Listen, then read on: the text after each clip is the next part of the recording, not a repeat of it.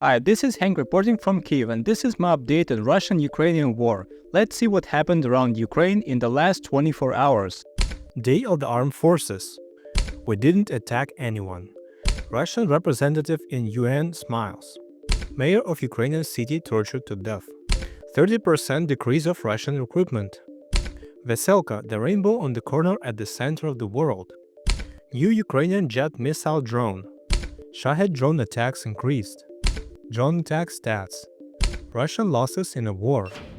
I'll start the video with the main thing. Today we celebrate the Day of the Armed Forces of Ukraine, and the only reason why I'm still alive and can record this video is because my army has been holding the line under terrible pressure for almost 3 years. To be precise, 1017 days since the beginning of the full-scale Russian invasion of Ukraine, and a total of 10 years, 9 months and 15 days since February 20, 2014, since the beginning of the occupation of Crimea by Russian soldiers in green uniforms without identification marks, the so-called green men, or polite people how they call them.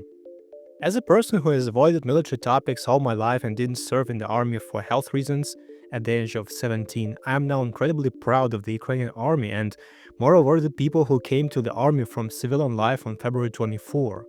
At the beginning of the invasion, no one believed that we would hold out because the massive military machine, the so-called Second Army of the World, attacked us in full force. Absolutely all the generals and politicians gave us a maximum of a few weeks before the fall of the country.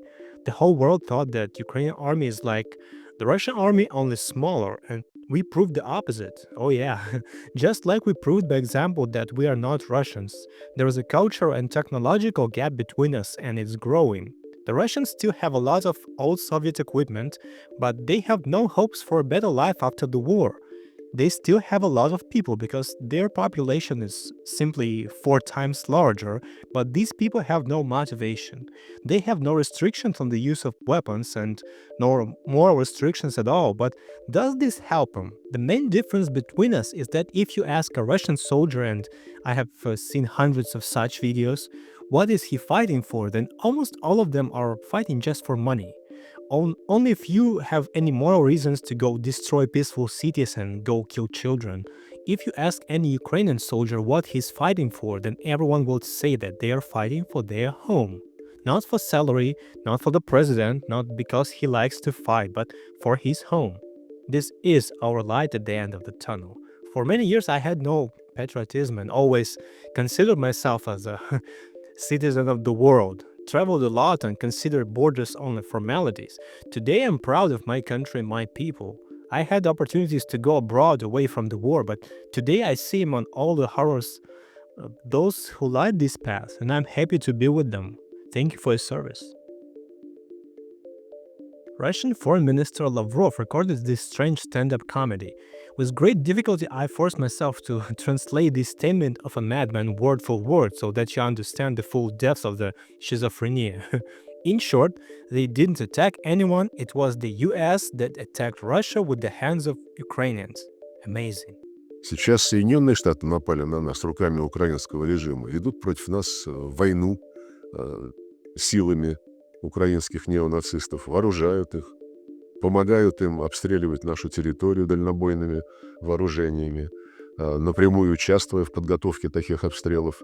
Это не наш выбор. И президент Путин неоднократно говорил, что нам не оставили другого выхода, кроме как начать специальную военную операцию. I was thinking about who this nonsense is targeted at. It's logical that in almost 3 years of invasion, the whole world has already seen hundreds of thousands of photos and videos in which all of Ukraine is burning, children are dying, cities are disappearing, but these idiots are still going all in. Details of his interview with Tucker Carlson have appeared, who is also a strange character to say the least. You know, I probably won't watch this nonsense just like I didn't watch Putin's interview till the end. It's too much of an honor to waste my time on this nonsense. I'll continue with this video. The director of the program Bring Kids Back UA, Darya Zavirna, speaks. She tells about the Basilevich family from Lviv, in which the mother and 3 daughters died in an attack by Russian Shahed drone. Only the father survived, who at that moment came out of hiding. I talked about this tragedy in September. Russian missile took 4 lives from one family. Yevgenia Basilevich, and her 3 daughters were gone in a moment. The youngest, Emilia, was just 6. We can hardly imagine their father's sorrow. Those weren't military targets. Those were homes many kilometers far from the front lines. Ordinary people, children. Some things can no longer be changed. At the phrase Russia will never be able to alter its authorship from the atrocities committed in Ukraine, the Russian representative to the UN broke into a wide smile. Russia will never be able to alter its authorship from the atrocities committed in Ukraine. I rewrote the text 4 times. How can I hide my hatred and contempt for this man, for his command, for his army, for his country, for his fellow citizens who also smile watching how the father buries his beloved wife and 3 daughters? In the photo is the mayor of Ukrainian city Dnipro-Rudny, Yevgeny Matveyev. In March 2022, he went to free the mine workers who were detained in the occupied territory. As a result, the workers were released and Yevgeny was taken prisoner by Russian soldiers. After 2 years and 8 months, we received his body during an exchange. This man, who was elected mayor of the city 3 times, remained in office and did his duty, for which he paid with his life. Death in Russian prison is probably one of the worst possible ends to life. At the moment, we know of at least 6 mayors of Ukrainian cities and towns who are in captivity. The brother of a close friend of mine also died from torture in Olenivka colony after he left the territory of Azovstal plant in Mariupol in 2022. I can tell you more. In short, an athletic 20-year-old guy allegedly died of heart problems, which he never had. His body with broken ribs has been given to his family 2 years later. At the moment, 6 of my people I know are listed as missing. 2 of them are presumably in captivity. There is no contact with them and we can only hope that they will survive. Yanis Kluge published very interesting statistics regarding the number of new contract soldiers in the army of occupiers, and this may be indirectly the reason why we heard about these 12,000 Koreans whom put in exchange for stolen Ukrainian grain and missile technology. According to statistics for the past 3rd quarter of 2024, the Russian army has recruited a record low amount of new meat. If at the peak of this year, in summer, they recruited an average of 31,000 new soldiers, then in the fall this figure fell by 30% to about 20,600 per month. And this is taken into account that in recent months the payments for joining these forces have skyrocketed. For example, in the Nizhny Novgorod region, an ordinary Russian without military experience can receive about $30,000 for signing a contract. He would not have earned such money in years. For comparison, in Moscow they pay about $23,000.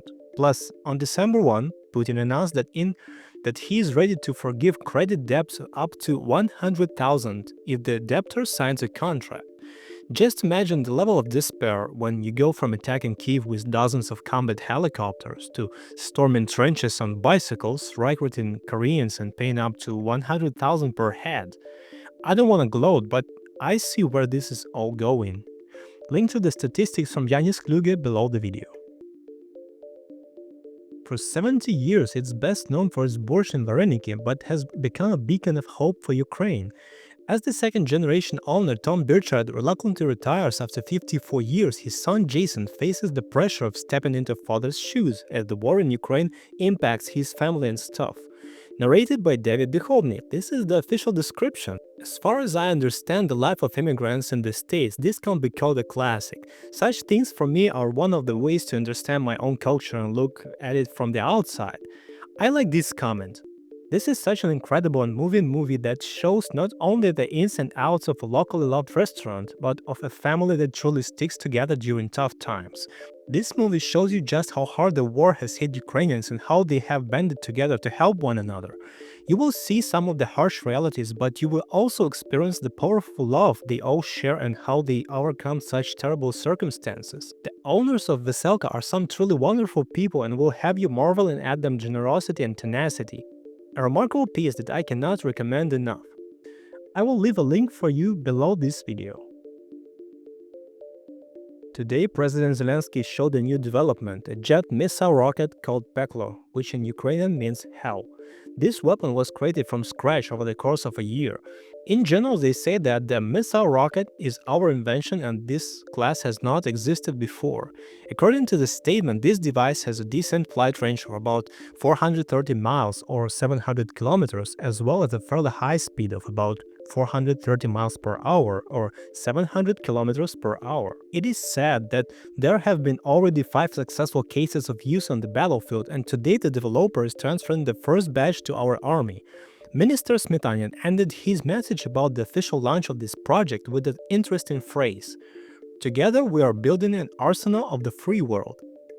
I believe that this is a reference to the fact that this development is also financed by our partners on the conditions that we developed and test this weapon, and in future our partners will have access to the production technology or purchase them from us on some preferential terms. A good concept in my opinion. The word in itself sounds very American, don't you think? And let me remind you that on October 21, US Defense Secretary Lloyd Austin announced a $800 million funding package to the Ukrainian production of long-range drones. Tell me if I got it right. I found some statistics on Shahed drones from November.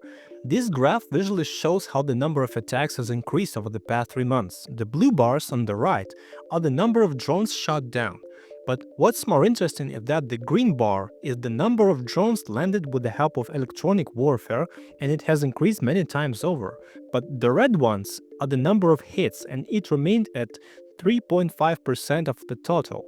We know that the Russians and Iranians have increased the production of Shahed drones plus added dummy drones to them to distract our air defense. The question is how much more can they increase their production and how effectively are we increasing our defense? So far, it seems that we're doing well for such a scale. Last night, the Russians used 53 drones, of which we shot down and landed 48, and another 2 drones flew off to visit Belarus. Lukashenko is still the only one who helps us shoot down drones, no matter how strange it may sound. By the way, has anyone thought about why Belarus shoots down Russian drones and no politicians sweat about it? Escalation, nuclear weapons, and blah blah blah. Your favorite section, Russian losses in the war. Daily casualties are still very high. Today it's minus 1,660 soldiers, minus 8 tanks, minus 46 armored and 56 regular vehicles, and we also burned 20 enemy artillery systems. What's interesting is that the number of airstrikes decreased after Ukraine began attacking Russian military airfields with American and British ballistic missiles, something we've been fighting for the 2 years. Because of this, the Russians had to move their aircraft away from the front line. Thus, yesterday they were able to drop 31 aero bombs, and in October this number was 5 times more. I'll show you detailed statistics later. Also, yesterday the Russians launched around 2,000 FPV drones at us, plus 4,000 artillery shells from Kyiv, and that's hell of a lot. Today in the afternoon there was an arid alert of increased danger. The Russians simulated the launch of another Oreshnik ICBM missile from the Kapustin Yar test site, from which the first missile was launched. Fortunately, it was not confirmed. Well, we'll see what happens at night. For today, that's all the interesting news regarding Ukraine. I thank you everyone who watches these videos and participates in the discussion. Take care and I hope to see you tomorrow.